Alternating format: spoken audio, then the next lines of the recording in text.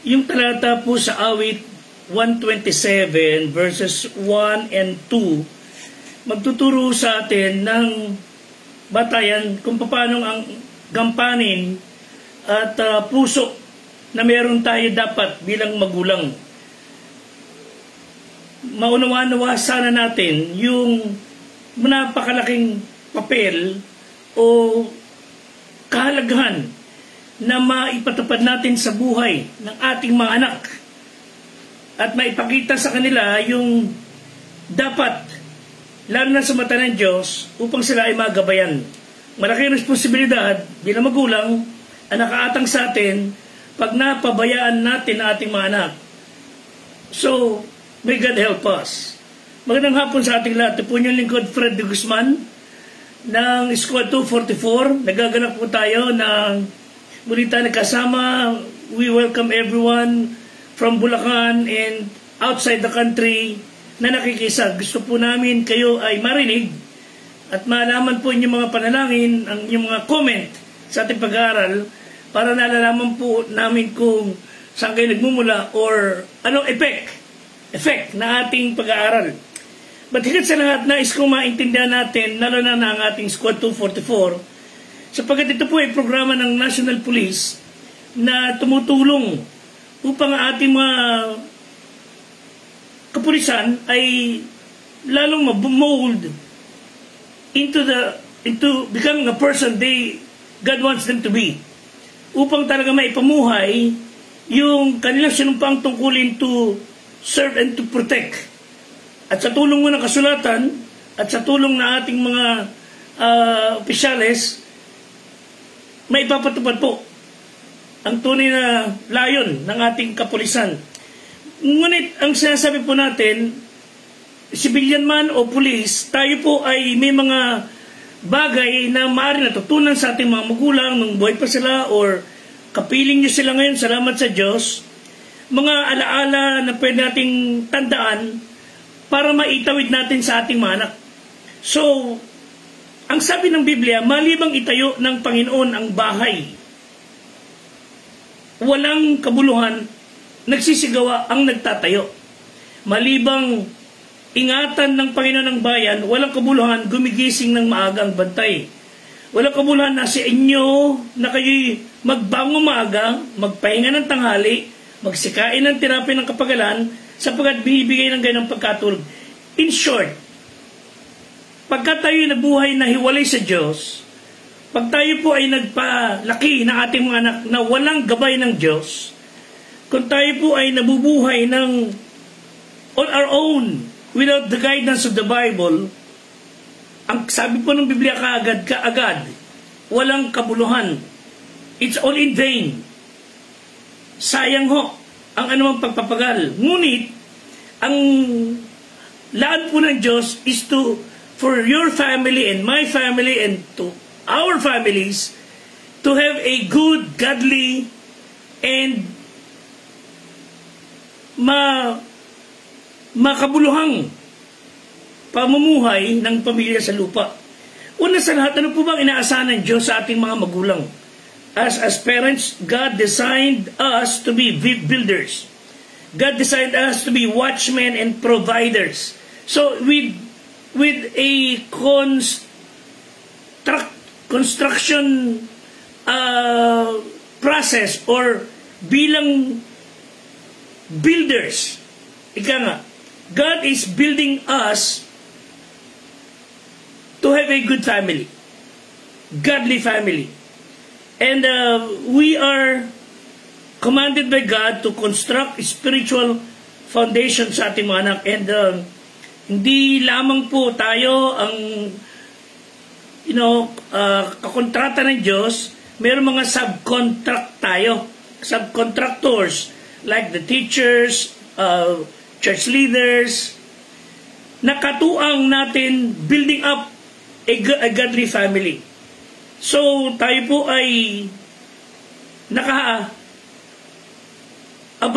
sa iba't ibang mga potential harm laban sa ating mga pamilya. May mga inuumang kaaway para tayo ay pumasok sa mga relationships Ang ating mga anak, bumigay sa peer pressure, pumasok sa mga alok ng mundo, bumigay sa mga tukso ng sanglibutan at ng buhay na maprewara, mapa ito ay kaaya-aya, ito man ay promising, pero pag hindi po gabay mula sa Diyos, mapapariwara ating mga anak. So, kailangan natin kilalanin talaga ang Diyos sa ating buhay.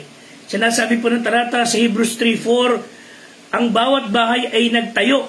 Datapwat ang nagtayo ng lahat ng mga bagay Diyos.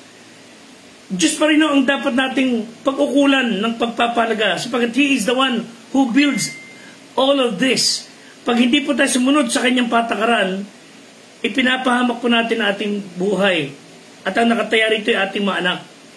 Pangalawang bagay, not only God designed parents to be builders, God designed us parents to discipline our kids. Hanggang edad 5 taon, dapat natututunan na ng bata ang disiplina. Hindi ko po sinasabing bugbog o paanong walang tigil, disiplina sa paraan ng Biblia. At sa edad sa 8 hanggang 12, they are supposed to be starting to be trained. So disiplinado, then natitrain natin sila, and sa edad na teenager hanggang 19, andun na yung coaching. Dahil alam na ng bata yung bawat takbang. Walang perfect na mga bata, walang perfect na magulang. Kaya nga ho, yung paalala sa ating lahat ay dapat natin pakinggan. So ang ating mga anak, as they enter into different stages of childhood and adolescence and growth, tayong mga magulang ang dapat din mag-adjust sa pangangailangan ng ating mga anak. And so, when we talk about discipline, it teaches a child to obey without any challenge, without any excuse, without delay. Kung makakukuha ang bata sa sutsot, sa tingin, well and good.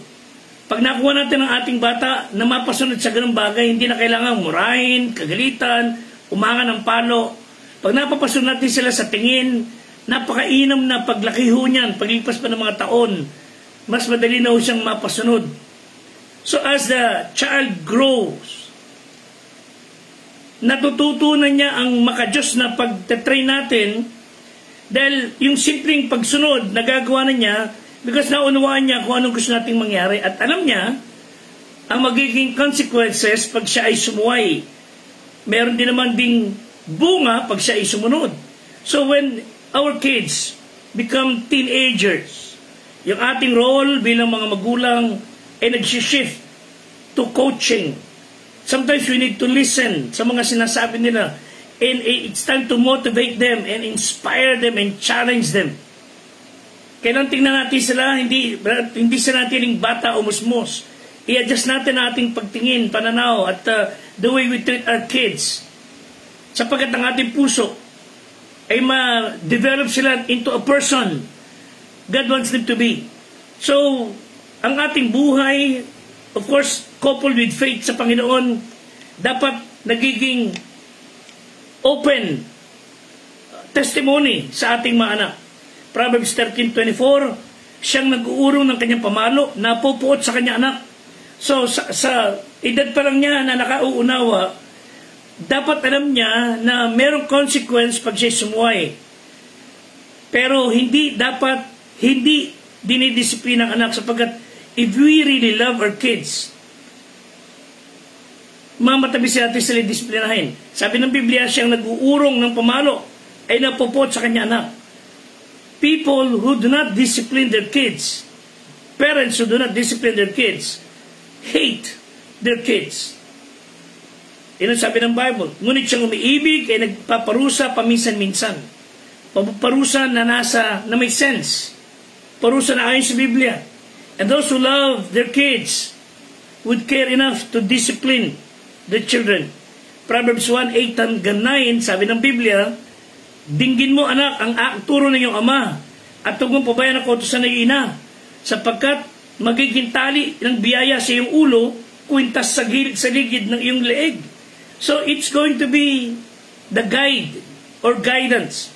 So ang hamon sa atin bilang magulang is take the challenge of raising good kids. Huwag natin hayang ibang tao ang nagpapalaki sa ating mga anak. Huwag natin hayaan lumaki sila sa ibang kamay. Minsan sila pang ibang kamay ang lalakas na loob na kastiguhin ang ating mga anak. It's sad. Tayong mga nagmamalasakit sa ating mga anak, let us be the one to discipline them. Huwag ibang tao. Tulungan tayo ng Diyos na to take a role. Masakit nga lang ang katotohanan, ang mga magulang minsan hindi alam ang gagawin because our kids lumabas sa mundo walang instructional manual. Talaga ang the best place to find advice sa tamang pagpapalaki, sa tamang pagmamagulang ay ang salita ng Diyos. So, ang Biblia po, it reveals to us how the Father in heaven loves us, kanyang mga anak, and the Word of God, yung Biblia po, would give us direction, punong-puno po ng mga utos, paalala, prinsipyo, how to raise our kids the best way we can. Let's take an example, si Hannah. Sa kanyang matagal na panalangin na magkaroon siya ng anak na lalaki, sapagat siya baog. Bigyan siya ng Diyos ng anak na lalaki. Milagro po na siya nagkaroon ng Samuel. And he is one of the best example sa parenting, si itong mag-asawang Hannah at saka ang kanyang mister. Sa first Samuel, she prayed hard na bigyan siya ng Diyos ng anak, and then she promised God na ibibigay niya sa Diyos ang anak niya ito. Maglilingkod sa kanya, wika niya. So, God graciously answered her prayer. Alam niyo, sa sinapupunan pa lang, inihanda na ni Hannah ang kanyang anak. Ito kanyang priorities. Alam niya na ang batang kanyang iluluwal ay tutugon sa mataas na panawagan ng Diyos. And she made her vow na maglilingkod tong anak niya sa Diyos. And she also knew she could not be a good parent without the help of God. So, kailan tayo dapat magsimula, magpalaki ng makadiyos na mga bata? Sa sinapupunan pa lamang, bago pa man sila ipaglihi o iluwal, dapat andun na kagad sa atin yung, Lord, help me to become a good parent. So, prioritize natin ang magiging guidance sa ating anak ay matinong magulang. Keep on praying. And we need more kids na talagang pinalaki sa panalangin sapagat mayroong purpose sa Diyos para sa bawat bata. Every child, tandaan po natin ay kaloob ng Diyos. Ibinigay po ng Diyos yan sa ating mga magulang, and many parents somehow fail to raise godly kids. Paano nga naman sila makapagpapalaki ng matinong anak? Bata pa lang maliit, inutusan bumili ng alak. Bata pa lang maliit, inutusan bumili sa garilyo. Ang masakit ho nun pagka wag lang din magkaroon ng katuwaan may inuman kagad sa tahanan. Nag-iinuman ng mag-asawa. Paano matututo ang bata na katinuan kung lahat na lang na nakikita niya ay puro kamunduhan? May God have mercy. Kailan ka ako nga, sabi ko madalas, kailan ka makakita ng mga selebrasyon na walang alak, selebrasyon na walang kamunduhan? Tulungan tayo ng Diyos. So, ano po ba ang ating ambisyon sa ating mga anak?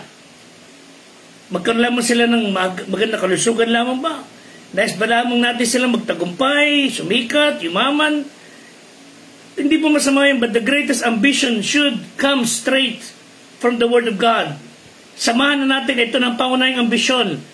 3 John 4, I have no greater joy than to hear that my children walk in truth.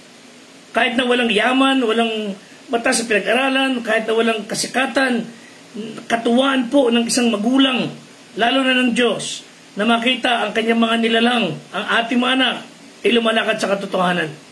Matino, maayos, magalang, kagalang-galang. Because our primary purpose must be that our kids would love God, first of all. Lumalakad sa kanyang katotohanan. Hindi sakit ng ulo. Hindi dagdag, sikip sa mga kulungan. Ang hirap po ng ating mga anak ay nakikita sa likod ng selda. Nakakaawa po. Not only Hannah has her priorities praying for her son, meron siyang purpose, she's persistent. She knew how to wait upon God. So, anumang well-intentioned parents should never lose hope. Tuloy lang tayong manalangin para sa ating mga anak. Huwag tayong mapagod. Time will come na pag kayo ay napagod, ipag-pray, ingatan, alagaan ating mga anak, sayang ang pinaghirapan. Sabi po ng Isaiah 40:31, but they that wait upon the Lord shall renew their strength. Psalm 37:7, rest in the Lord and wait patiently for Him. So wala pong technique, wala pong anumang bagay, there's no easy way, there's no cheap and lazy way to raise godly kids. Talagang it's going to be a work. Katuang natin ang Diyos. So, bagamat may mga pamilya na in crisis, andyan yung nababalitan lang anak nila, pumunta lang sa kaibigan, kamukat-mukat, hindi na nakauwi.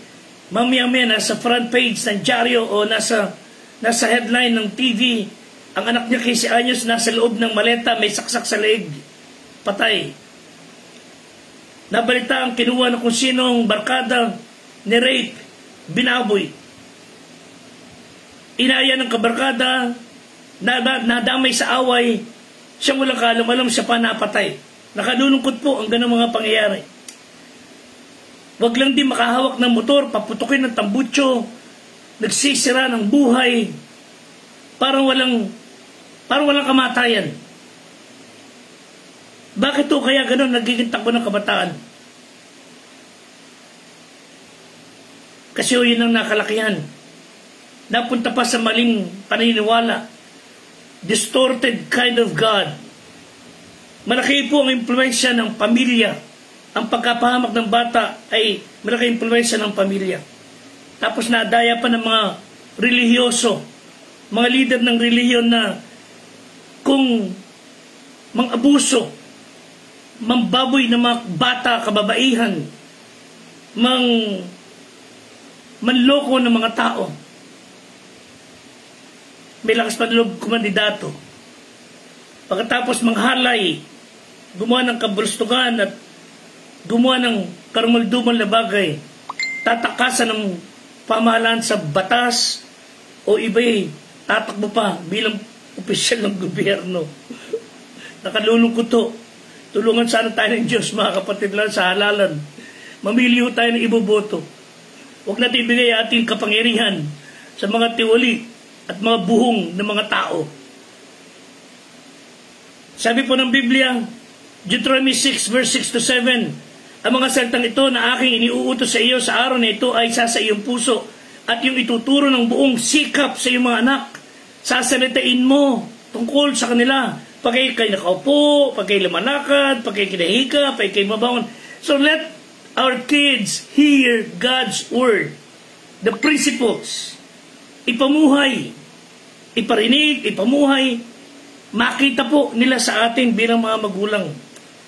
Sadly, dads and moms failed to provide stability, leadership, dahil na sinsize iba-ibang mga bagay. Again, Proverbs 29:15, ang pamalo at saway ay nagbibigay karunungan, ngunit ang batang pinababayaan ay humihiya sa kanyang ina. So tulungan tayo ng Diyos. Many parents work hard to be good and godly parents. But it's challenging sa mundong ito na napakaraming mapanganib na impluensya at mga pitfalls, pressure na kinakaharap natin mga anak, nagiging duwag lumaban sa kasamaan. Walang lakas, tanggihan ang kalikuan. Kaya kailangan nila po ang lakas ng Diyos. Tulungan tayo ng Panginoon. It's good that God has given us guidelines sa salita ng Diyos, sa Bible. At ang puso po ng isang matinong magulang would give the greatest gift sa kanyang mga anak. And that is love. Love na hindi kukonsintihin ang kamalian. Love that would discipline and would direct the kids sa Panginoon. Proverbs 4:1-4. Dingin nyo mga anak ko ang turo ng Ama at makinig kayo upang matuto ng kaunuan sapagkat bibigyan ko kayo ng mabuting aral. Huwag niyong bayaan ang aking kautusan. At tinuruan niya ako at nagsabi, pigilan ng iyong puso aking mga salita, ingatan mo ang aking mga utos. Ibig sabihin, let your mouth speak my words. So when children do not receive love sa mga magulang, makakasumpo yan ng kunwari pag-ibig, malasakit kuno sa mga kaibigang liko. So they have to be taught. Unconditional love doesn't mean you give your child everything they want. Unconditional love, giving them what they need. Unconditional love means unconditional acceptance. Regardless, anong ugali meron, nagkamali man, they must know na ando pa rin ang pag-ibig ng magulang sa kanila. Pero hindi sila kinukonsinti sa maling ginawa. Yung prodigal son sa Luke chapter 15, nagliwaliw, sinayang ang buhay, inubos ang pera, inubos ang mana. Then finally, nung wala siyang kaibigan, wala na siyang yaman, naisip niya na magbalik loob sa Diyos, sa kanyang magulang. Kahit na lang siya kumakain ng pagkain ng baboy, sabi niya, I come to that point na hihinga ang tawad sa tatay ko. At sa Luke 15:20, sabi ng Bible, nang balik siya sa kanyang tahanan, natanawan na siya ng kanyang ama at nagdalang habag. At tumakbo, niyakap siya sa liig at siya hinagkan.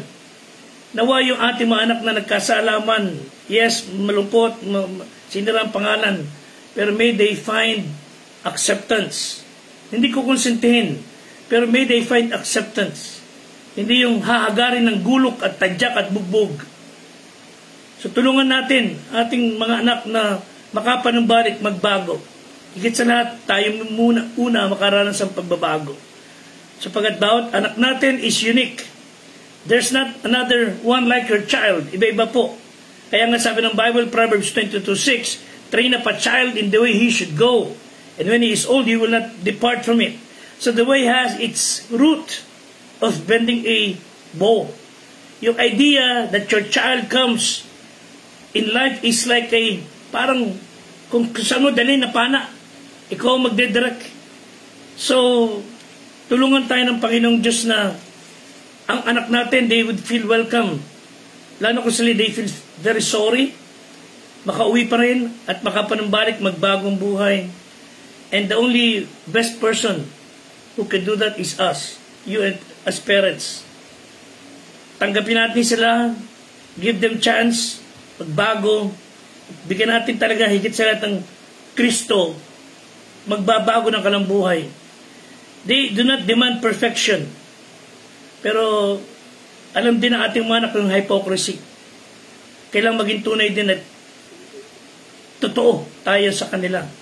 So, encourage them constantly. So, let's have a listening ear. Sana wag natin hanapan ng butas. Huwag natin hanapan ng pagkakamali. Let's be sympathetic. Never be too busy na pakinggan natin yung side ng bawat isa, lalo natin mga anak. And may God help us to give them a happy environment. Sabi ng Proverbs 16:13, a merry heart maketh a cheerful countenance, but by sorrow of the heart the spirit is broken. So do not let your child's spirit be broken. Hindi po magiging masaya ang environment ng bata pag lahat na lang ng nadidig niya ay singhalan, awayan, bungangaan, angil, kung tigabo ng bata, sampal, tadyak, you are raising a criminal. Tulungan tayo ng Diyos to be firm and fair and have fun in our home. Sabi ng isang psychologist, a good sense of humor is one of the highest signs of intelligence. So laughter lubricates the home, so let your home ring with laughter. Hindi naman puro tawanan. Alam niyo ibig sabihin. Pero the heart of a parent should be for a child to grow godly. At tuparin natin yung paraan ng Diyos ayon sa Biblia, not by religion. God wants us to discipline them and train them in the way they should go. And may God help all of us. And may God give you peace. Patuloy tayo mag-pray sa ating mga pamilya, sa ating mga anak, sa ating mga may pamilya, may asawa. And let's keep on praying for it. It's called 244. Pray for Patrolman Francis Lloyd Legardo. Pray for Police Corporal Jodrick Benedictus. Police Staff Sergeant Jaime Martin, Police Staff Sergeant Rudolph Cesar Ramos, Police Staff Sergeant Adio Burgess, Police Master Sergeant Ryan Garcia, Police Master Sergeant Fernando Datig, ang aming Assistant Squad Leader na si Police Senior Master Sergeant Wilray Guillermo. Pray for our Squad Leader, Police Executive Master Sergeant Joseph Aquino. Kasama po natin si Police Captain Jomar John Ramil. Pray for Squad 244 as we pray for you. May God give you peace. Salamat po. Until next time.